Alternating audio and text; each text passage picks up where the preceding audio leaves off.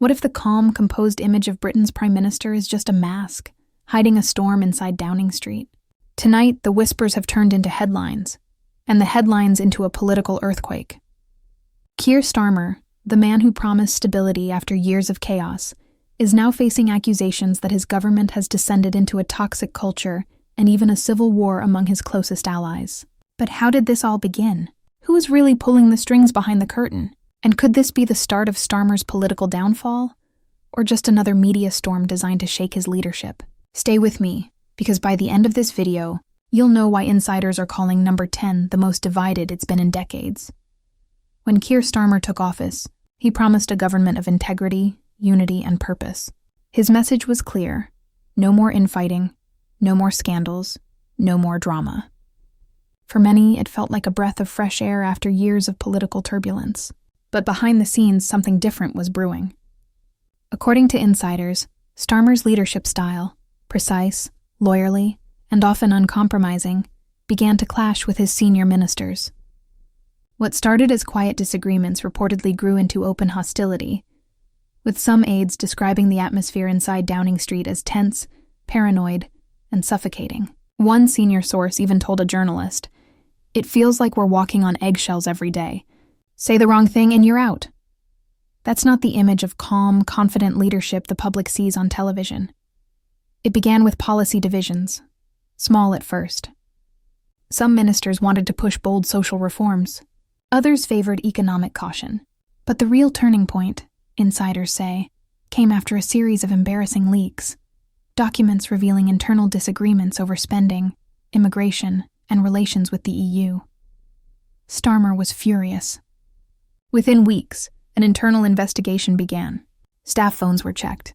Certain press briefings were quietly cancelled, and one by one, trusted advisors started leaving, some voluntarily, others not.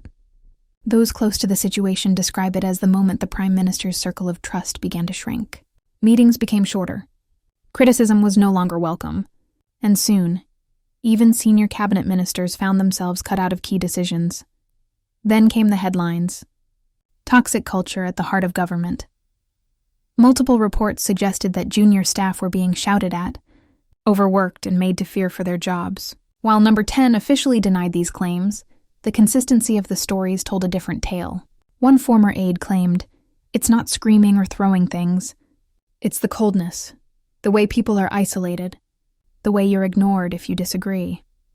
This alleged culture of control has fueled what some in Westminster are calling a civil war inside Starmer's government, between loyalists who defend his discipline and critics who believe his leadership has become authoritarian. But why does this matter beyond the walls of Downing Street? Because when a government starts turning on itself, policies suffer. Decisions are delayed, departments freeze up, and political opponents smell blood. The opposition has already seized on the chaos, accusing Starmer of hypocrisy, saying he campaigned on unity, but now presides over division. And for the British public, already facing economic strain, the perception of a divided government could erode trust faster than any policy failure. Still, here's the real mystery. If this culture is so toxic, why hasn't anyone gone public on camera?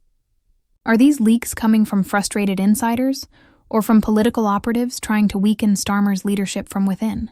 Because remember, in Westminster, every story has a motive. Sources close to Labour's headquarters describe a growing factional divide, the so-called Old Guard versus the modernizers. The Old Guard, veterans of Labour's traditional left, accuse Starmer of abandoning the party's roots for corporate donors and centrist policies. The modernizers argue that Starmer is simply doing what it takes to keep Labour electable after years in the political wilderness. This clash isn't new, but insiders say it's now personal. Advisors have stopped speaking to each other.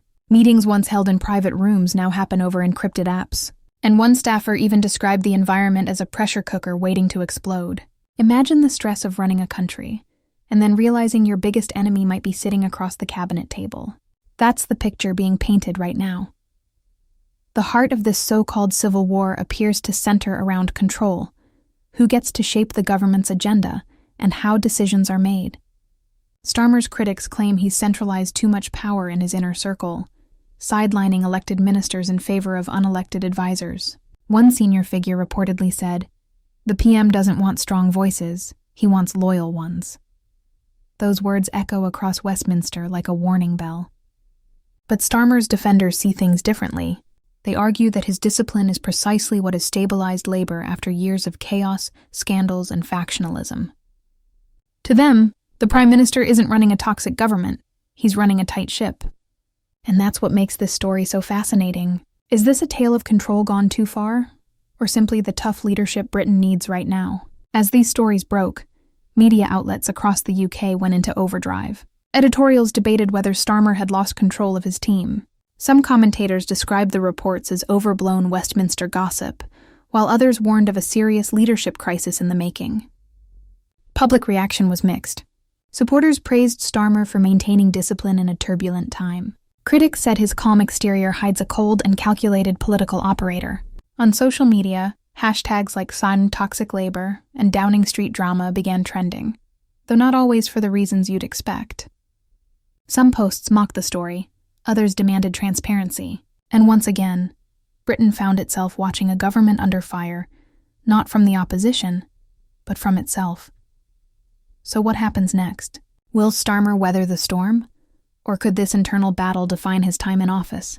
Because if history tells us anything, it's that every British leader eventually faces rebellion not from their enemies, but from their own side.